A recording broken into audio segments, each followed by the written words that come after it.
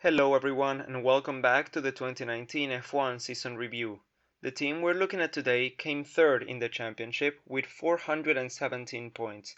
That team is Red Bull. This season has been a bit of a roller coaster season for the team, with more positives than negatives nonetheless and challenging as always. The driver lineup this year was that of Max Verstappen and Pierre Gasly, the latter who had showed promise in the previous year's Toro Rosso and stepped up to fill the big empty boots left by Daniel Ricciardo. This year was full of mystery. Due to a switch in engine manufacturers from Renault to Honda, expectations were high for the team to deliver and challenge more and more for the top positions. Testing came and went, and Red Bull were pretty confident they were third performance-wise, behind Mercedes and Ferrari. What happened then was a satisfyingly pleasant surprise. When they got to Melbourne, Ferrari were nowhere, and they were promoted up, starting the season off with a great podium for Verstappen, and then three solid fourth positions for the Dutch.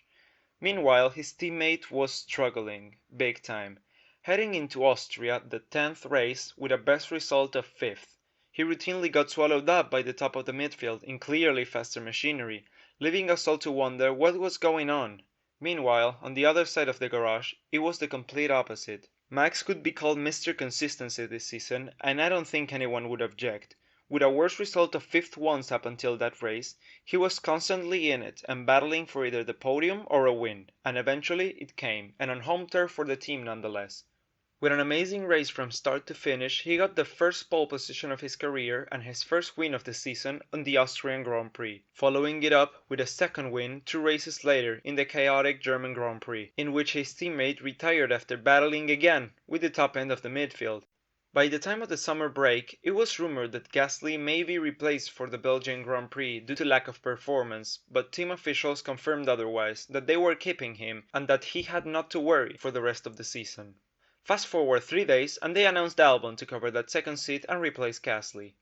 Alex had shown speed by keeping up well with his experienced teammate back in Toro Rosso and was the only one of the 3 Red Bull drivers who hadn't partnered Verstappen yet, making him a prime choice for the deed.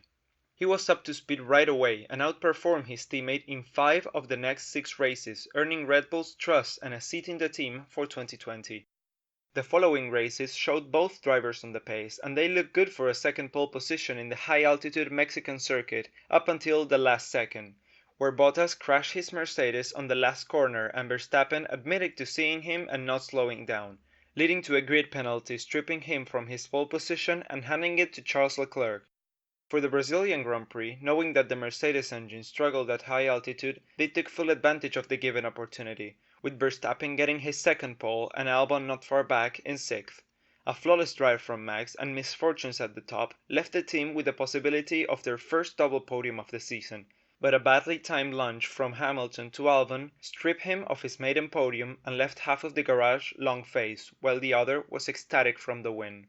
A second and a 6th place on the last race was a good ending to the season, a season which almost mirrored the result of last year but with one less win.